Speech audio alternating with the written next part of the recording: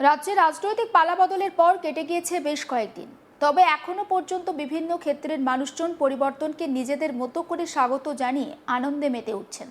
কোথাও চলছে আবির খেলা, কোথাও চলছে আবার লাড্ডু বিতরণ। উত্তর চব্বিশ পরগনার ব্যারাকপুর রেল স্টেশনের হকারদের পক্ষ থেকে শুক্রবার লাড্ডু বিতরণ কর্মসূচির আয়োজন করা হয়।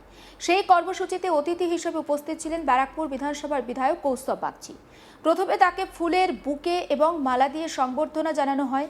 এরপর ব্যারাকপুর রেল স্টেশনে আসা যাত্রী থেকে শুরু করে রেল স্টেশন চত্বরে থাকা দোকানদার, হকারদের মধ্যে লাড্ডু বিতরণ করেন কৌস্তব বাগচি। সংবাদ মাধ্যমের সামনে বক্তব্য রাখার সময় রাজাবাজারে রাস্তায় নামাজ পড়তে না দেওয়ার ঘটনা প্রসঙ্গে কৌস্তব বলেন, কোনো এক বিশেষ ধর্মকে গুরুত্ব দেওয়া হবে না। আইন যা বলে তা সমস্ত ধর্মের বিষয়ে কথা বলে। এই কারণে সমস্ত ধর্মের মানুষকেই আইন মেনে চলতে হবে। এর পাশাপাশি তিনি বলেন, আমরা ভারতবর্ষের মানুষের কথা বলবো, ভারতীয়দের কথা বলবো। যাদের পোষাবে না তারা দেশ ছেড়ে চলে যাক, কেউ তো আপত্তি করেনি। শুনুন ঠিক কি বলেছেন কৌস্তব বাগচি সেই বক্তব্য। দেখুন, সবাই একটা খুশির মেজাজে, একটা আনন্দের মেজাজে আছে। রাজ্যে আক্ষরিক অর্থে পরিবর্তন হয়েছে।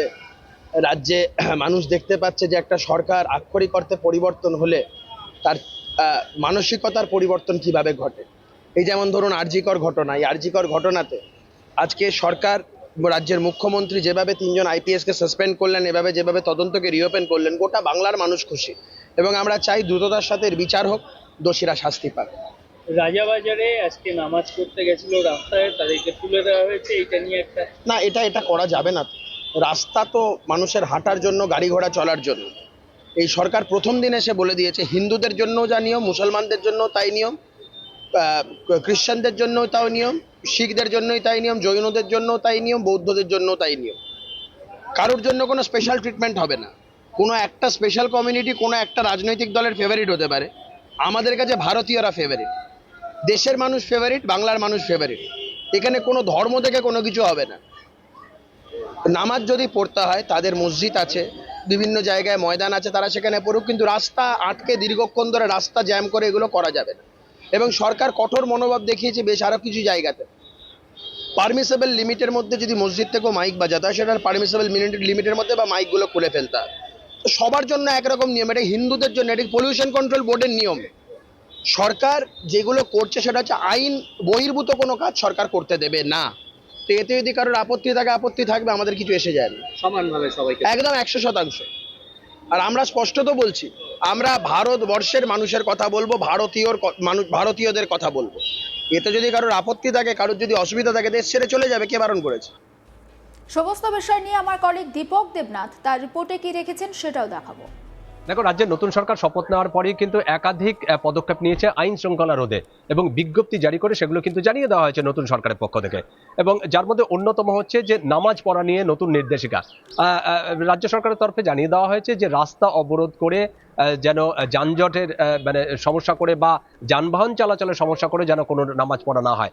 নামাজের জন্য যে নির্দিষ্ট স্থান আছে বা মসজিদ আছে সেখানে গিয়ে যেন নামাজ পড়া হয়, এরকম নির্দেশিকা জারি হয়েছে। এবং এই নিয়ে আমরা দেখেছি যে গতকাল রাজাবাজারে একটি সাময়িক একটা উত্তেজনা ছড়িয়ে পড়ে যখন রাস্তা আটকে রেখে সে নামাজ পড়া হচ্ছিল বলে অভিযোগ, এবং যখন পুলিশ সেখানে ঘটনাস্থলে যায় তখন কিন্তু নামাজকারীদের মধ্যে একটা অসন্তোষের ছবি ধরা পড়ে এবং কিছুটা সাময়িক উত্তেজনা হয়, যদিও পরিস্থিতিতে কিছুক্ষণ পরেই সেটি স্বাভাবিক হয়ে যায়। এবং এইটা নিয়েই কিন্তু কৌস্তব বাগচি, যিনি ব্যারাকপুরের বিজেপি বিধায়ক, তিনি মুখ খুলেছেন এবং তিনি বলেছেন যে রাজ্য সরকার যে নির্দেশ জারি করেছে, যে বিজ্ঞপ্তি জারি করেছে, সেটা একদম সঠিক বিজ্ঞপ্তি। এবং তিনি বলেছেন যে এখানে কোনো ধর্মীয় বিষয়টি দেখা হচ্ছে না, সে হিন্দু হোক বা মুসলিম হোক বা খ্রিস্টান বা বৌদ্ধ, যে কোনো ধর্মেরই হোক না কেন, সাধারণ মানুষের অসুবিধা সৃষ্টি করে কোনো মানে কোনো ধর্মীয় আচার আচরণ যেন পালন করা না হয়।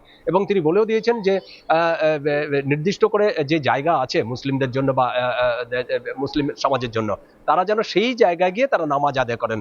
রাস্তা অবরোধ করে বা রাস্তা রুদ্ধ করে যানজটের সৃষ্টি করে কিংবা সাধারণ মানুষের যে অসুবিধা পথ চলতে, সেই অসুবিধা সৃষ্টি করে যেন কোনো রকম নামাজ পড়া না হয়, সেই জিনিস জিনিসটা কিন্তু রাজ্য সরকার বরদাস্ত করবে না, এটা পরিষ্কার করে জানিয়ে দিয়েছেন। এবং তিনি এটিও বলেছেন যে এই যে একটি নির্দিষ্ট একটি সমাজ, সেটি নির্দিষ্ট একটি রাজনৈতিক দলের হয়তো ফেভারিট হতে পারে, কিন্তু বিজেপির তাদের কাছে কোনো ফেভারিট না। বিজেপির ফেভারিট হচ্ছে বা বিজেপির যেটি প্রিয় সেটি হচ্ছে যে ভারতের জনগণ, ভারতবাসী, পশ্চিমবঙ্গবাসী, বাংলারবাসী, তাদের স্বার্থ রক্ষা করে কিন্তু বিজেপি ক্ষমতা আসছে, বা সেই দিকটি কিন্তু বিজেপির যারা আছেন বা বিজেপি সরকার আছে তারা কিন্তু সেই দিকটিতে মনোনিবেশ করতে চায়। এবং তিনি বলেছেন নতুন যেই নির্দেশিকা, সেই নির্দেশ কারো ভালো লাগতে না পারে, তাতে তাদের কিচ্ছু যায় আসে না, যাদের যদি পছন্দ নয় তারা এই দেশ ছেড়ে চলে যেতে পারে, কিন্তু আইন শৃঙ্খলা বজায় রাখতে রাজ্য সরকার যে যে পদক্ষেপ নিয়েছে সেগুলোকে মানতেই হবে।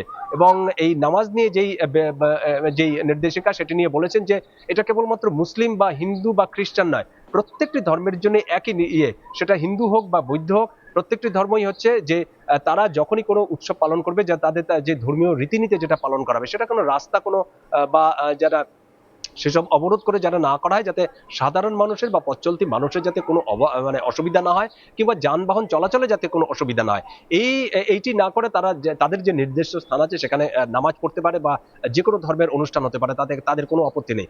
কিন্তু সামাজিক সাধারণ মানুষের যে অসুবিধা, সেটি অসুবিধা না করে কিন্তু এইসব কাজ করা যাবে না, এরকম পরিষ্কার বার্তা দিয়েছেন।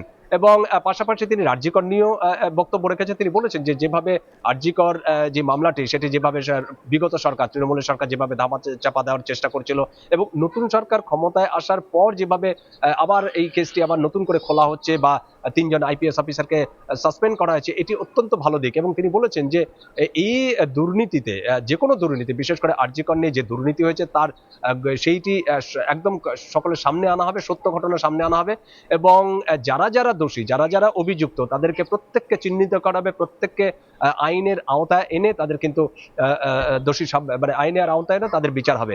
এবং তিনি বলেছেন যে প্রধানমন্ত্রী নরেন্দ্র মোদী নির্বাচনী প্রচারণায় এসেছিলেন, তিনিও কিন্তু বারে বারে বলেছেন যে আইন নিয়ে কোনো রকম বরদাস্ত করা হবে না, আইন শৃঙ্খলা রোধে কোনো রকম বরদাস্ত হবে না, যারা প্রকৃত অপরাধী বা যারা অপরাধী করেছে তাদের কিন্তু কঠোর শাস্তি দেওয়া হবে। নির্বাচনে এসে আমরা প্রধানমন্ত্রীকে বলতে শোনা গিয়েছিলাম, এবং সেই বিষয়টি উল্লেখ করেই এই কৌস্তব বাগচি, যিনি ব্যারাকপুরের বিজেপি বিধায়ক, তিনি কিন্তু এরকম একটি মন্তব্য করেছেন। তিনি বলেছেন যে এতদিন রাজ্যে আইনের শাসন ছিল না, কিন্তু বিজেপি সরকার ক্ষমতায় এসেছে, সেখানে আইনের শাসন এসেছে, এবং আইনের শাসন কিভাবে আরো সুপ্রতিষ্ঠিত করা যায়, কিভাবে সকলকে আইনের ভরসা দেওয়া যায়, সেইটি কিন্তু রাজ্য সরকার করছে, বিজেপির সরকার সেটি করছে। রাজ্যে রাজনৈতিক পালাবদলের পর বেশ কিছুদিন অতিক্রান্ত হয়ে গিয়েছে, তবে এখনও বেশ কিছু জায়গায় আমরা দেখতে পাচ্ছি যে বিজেপির যারা সমর্থক তারা কিন্তু রাজ্যে পালাবদল হয়েছে সেই দিনটাকে তারা সেলিব্রেট করছেন। কোথাও বা আবির খেলা হচ্ছে, আবার কোথাও বা মিষ্টিমুখ হচ্ছে, কোথাও বা লাড্ডু বিলি হচ্ছে। এই মুহূর্তে আপনারা স্ক্রিনে যে ছবি দেখতে পাচ্ছেন, এটা হচ্ছে ব্যারাকপুর রেল স্টেশনের ছবি, যেখানে রেল স্টেশনে ব্যারাকপুরের বিধায়ক কৌস্তব বাগচি তিনি নিজের হাতে করে লাড্ডু বিলি করছেন।